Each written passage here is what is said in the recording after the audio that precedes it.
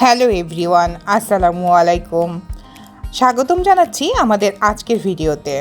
আজকে ছিল আব্বু আম্মু আসার আমাদের বাসায় বেড়াতে আসার তৃতীয় দিনে আমরা গিয়েছিলাম সবাই মিলে বেড়াতে আমার আঙ্কেলের গ্রামের বাড়িতে। তো এই দিন আমরা সবাই মিলে সকালবেলা চলে গিয়েছিলাম। যথারীতি আমার পুত্রদ্বয় খুবই মজা করতেছে। তারা এটাই তাদের প্রথম একেবারেই গ্রাম ভ্রমণ, নিট অ্যান্ড ক্লিন গ্রাম যেটাকে বলে। তারা খুবই আনন্দ পেয়েছে।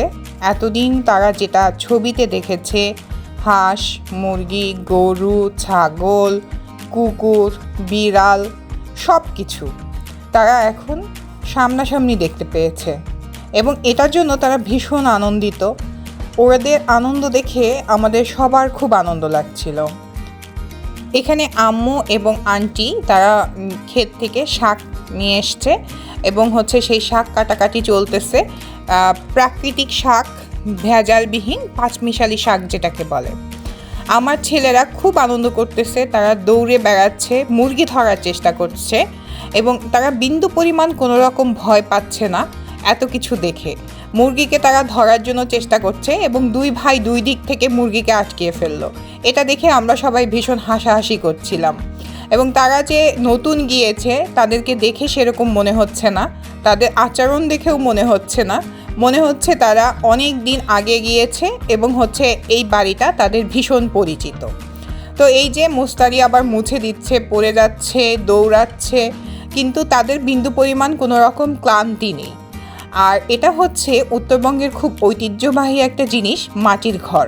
এখানে যা কিছু আছে গোটা বাড়িটাই মাটি দ্বারা তৈরি। এটা সাধারণত বাংলাদেশের উত্তর অঞ্চলেই দেখা যায়, অন্য অন্য জেলাতে বা অঞ্চলে এটার প্রচলন নাই। তো এটা একটা ঐতিহাসিক জিনিস যেটা আস্তে আস্তে বিলীন হয়ে যাচ্ছে, কিন্তু কিছু কিছু জায়গায় এখনও বিদ্যমান। আমরা ভীষণ আনন্দ করছিলাম।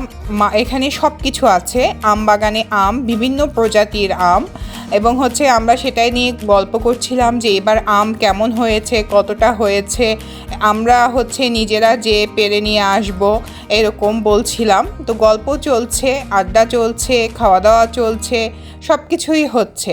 আর এই বাড়িটি পুরোটাই মাটি দ্বারা তৈরি, কিন্তু দেখলে মনে হয় না যে মাটি দ্বারা তৈরি। আমার প্রথম দেখে ভীষণ আশ্চর্য লেগেছিল যে এটা কি করে সম্ভব, মাটি দ্বারা এইভাবে তৈরি করা সম্ভব। হ্যাঁ, আসলেই সম্ভব। এখানে নিজে চোখে না দেখলে কেউ বিশ্বাস করতে পারবে না। সিঁড়ি এবং দোতলা পর্যন্ত, এটা আরও হয় তিনতলা পর্যন্ত সর্বোচ্চ হয়, কিন্তু এই বাড়িটি দোতলা।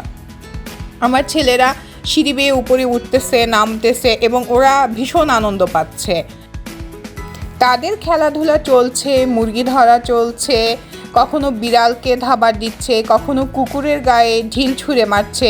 কুকুরকে মারা দেখে আমরা ভীষণ আশ্চর্য হয়ে গেলাম যে ওদের ভয় করছে না, এবং আমরা ভয় পাচ্ছিলাম যে কুকুর যদি উল্টোভাবে ওদেরকে আক্রমণ করে তাহলে তো আসলে কিছুই করার নেই। এটা নিয়ে আমরা ভীষণভাবে ভয় পাচ্ছিলাম।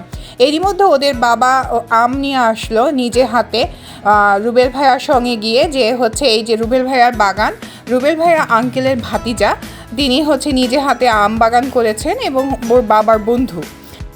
এবং আম দেখে আমার ছেলেরা তার বাবার পিছনে পিছনে দৌড়াচ্ছে, মনে দেখে যে আম কেন নিয়ে যাচ্ছ, আমরা খাবো। ওরা খুব আনন্দ পাচ্ছে। এই যে বিভিন্ন প্রজাতির আম, এবং এটা আমাকে দেখানো হচ্ছিল, বাবা দেখাচ্ছিল, এই যে দেখো কত রকমের আম হয়েছে। এবার দুপুরের খাবারের পালা চলছে। এখানে আমাদের জন্য অনেক রকমের খাবার আয়োজন করা হয়েছে। খাবারগুলো ভীষণ সুস্বাদু ছিল।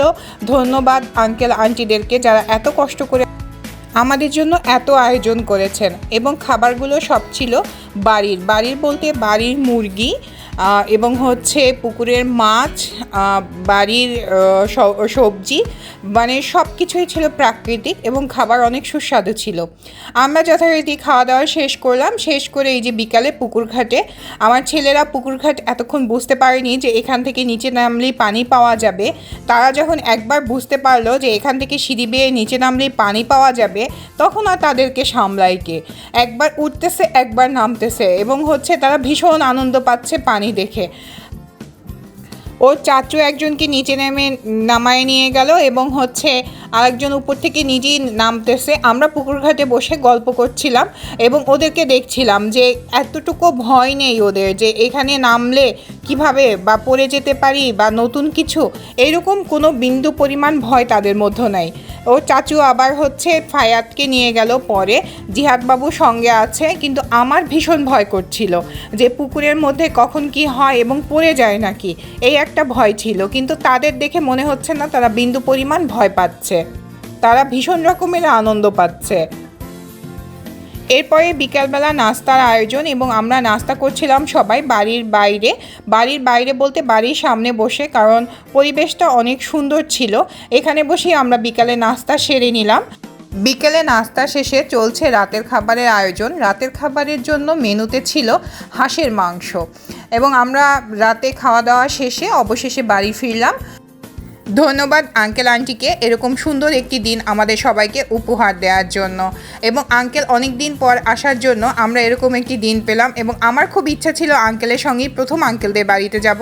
আল্লাহ তাআলা সেই ইচ্ছা পূরণ করলো, আলহামদুলিল্লাহ।